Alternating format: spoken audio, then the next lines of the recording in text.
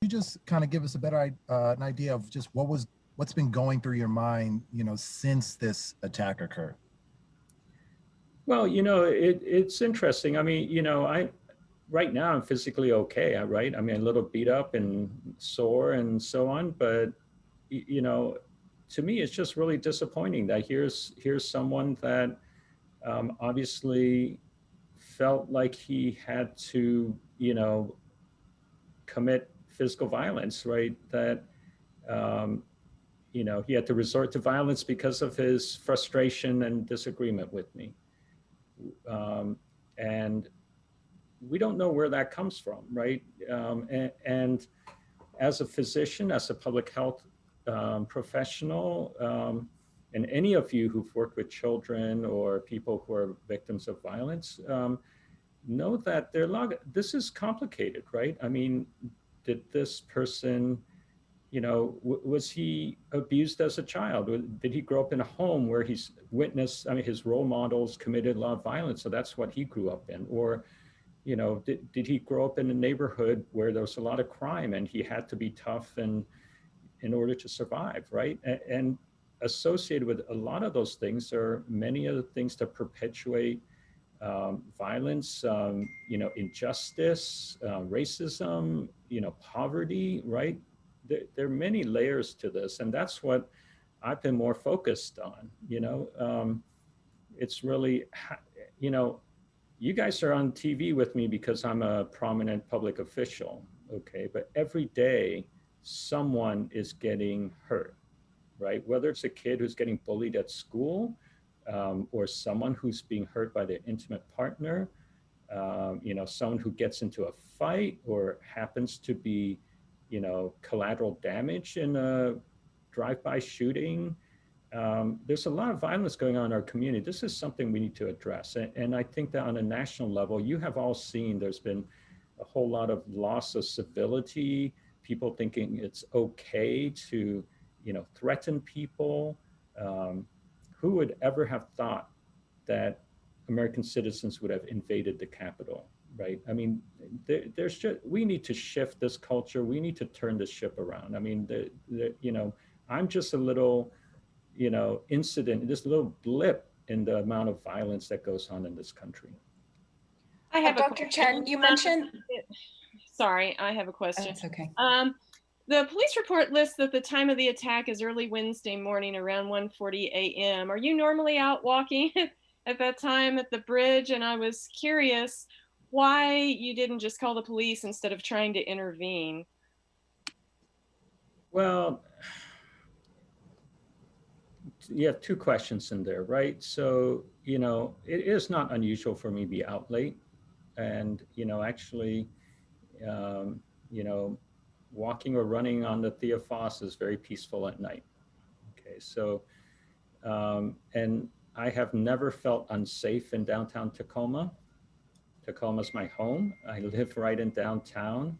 I've never had an issue, okay? I mean, and, so that's one thing. The other thing is, well, yeah, what do you do if you see someone doing something? And sure, if the guy's committing a crime, I would have dialed 911, okay?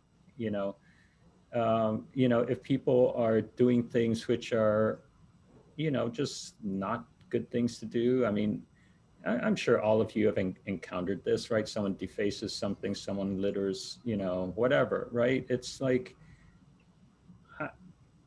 I think it's perfectly okay for us as residents and citizens of Pierce County to say something to someone in a nice way, right? And if they don't want to hear it, that's okay. We let go of it. I'm not going to get into a fight with them over it. So I just don't see, I mean, we don't want to live in a society where people are always walking in fear about saying or doing anything because they're afraid someone will attack them, right? I mean, that's not the society we want. And in fact, we all should take responsibility for this, Dr. Chen, Lindsay here, Cairo 7. I was wondering if you could clarify, in the blog post, you mentioned that you did not think that this was an Asian targeted crime. Could you just elaborate, make that clear? Because I know that you'd mentioned about the Asian American attacks previously overall in the country. And if also you could talk to us a little bit about the extent of your injuries. Well, you're right. We have seen anti-Asian hate here, right? So I understand some of our businesses right close to the health department here in the Lincoln district have been vandalized, had their windows broken, things like that. We had a session with our staff, and we have ongoing sessions with our staff, and several of our staff members have talked about how they or their parents have been threatened and insulted and other things. We know that's going on. I do not think that's what's going on here. I mean, I think this is a situation where the person was doing something which I was just nicely trying to tell him that, other people use the area, they use the bench, and when they chip away the corners of the bench, it just, it's something we all enjoy. And, so I don't know what's going on in his head. I mean, and by the way, I was, wearing a hat, a mask and a hood on because it was kind of cold that evening, that morning, I should say. And I'm not sure how much he could tell that I was Asian, right? So but I could see, as we were talking, he was getting more agitated. And, I think any of you would, if you're talking to someone, if they're feeling agitated, that you just back off, right? So that's what I did. And I turned around and kept walking the direction I was going. So, I think it's more a commentary on what, whether people are able to, well, first of all, in my blog, I talk about how this starts early, right? If you grow up in a home where you don't have role models, or your parents, for whatever reason, they're too busy dealing with their own issues that they cannot help you learn on how to regulate your emotions, how to express them, and how to talk to other people, you're off to a bad start in life, right? Also, if you grow up in certain parts of town and you're always subjected to trauma one way or the other, right? I don't know how many of you are familiar with adverse childhood experiences, anything from, physical abuse to going through a family with divorce. These are very difficult for kids. And also we know that schools are doing the best they can with social emotional learning curricula, but not all kids have the same opportunities to benefit from that. And certainly as people keep going through life, right? So there are multiple layers to all of this. And that's what we need to focus on. Why are we failing as a society that people are either choosing to act violently, or they don't know anything else but to act violently, right? And as a public health professional, that's the challenge for us. And I think that's going to be the challenge for us as a community and society. Dr. Chen, what were your injuries? And was this a skateboarder? Did they hit you with a skateboard? Do you know? No, it was not a skateboarder. It was so no, he assaulted me with his hands and fists. Okay, so, I'm not sure I want to get too much into my injuries, but they were not life-threatening. I was lucky, and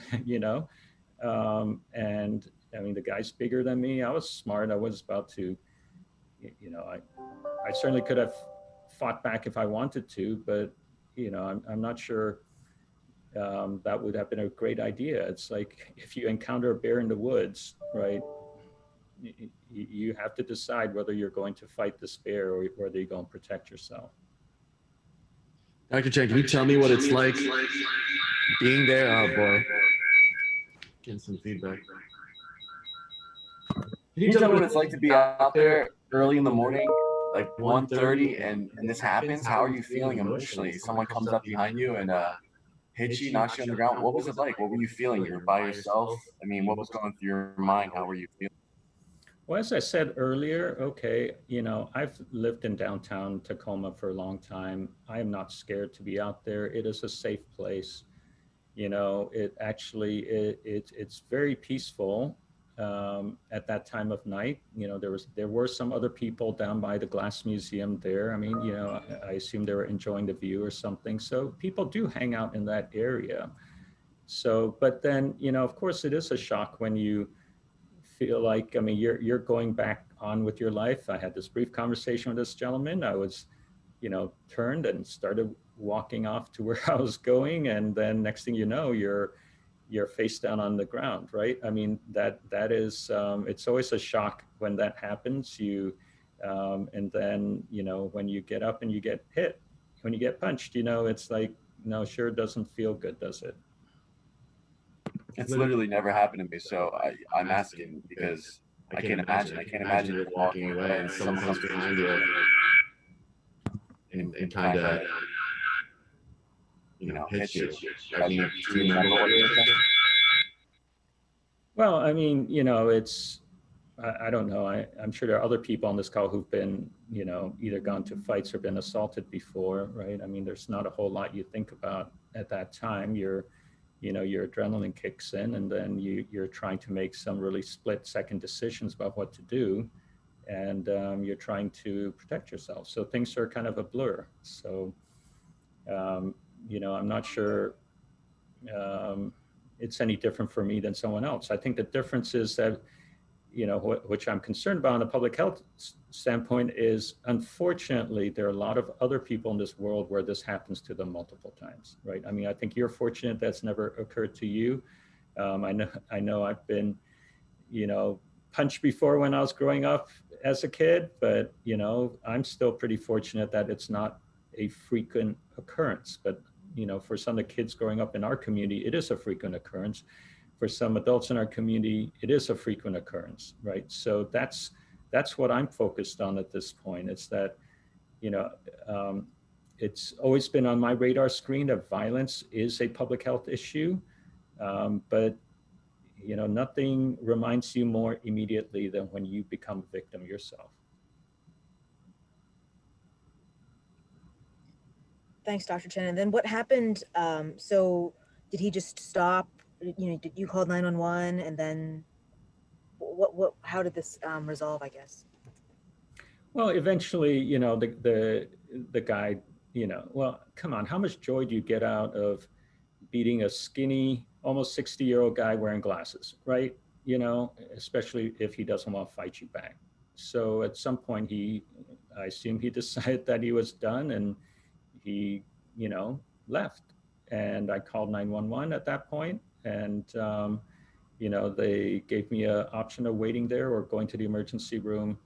And I chose to go to the emergency room first, and then they came to the emergency room to interview me. So I appreciate very much the Tacoma police for following through on that. As I said, they have an active investigation going on. And thank you, Dr. Chen. I hate to interrupt, but I just have to remind you of 4 o'clock meeting. So I thank everyone for attending and asking questions and for your concern. Okay. So Thank Dr. you, Chen, everyone. if they find him, are you going to press charges? I haven't gotten to that point yet. So. Okay. All right. Thank you very much. Take care. Thank you. For your time. Hope you recover well. Thanks.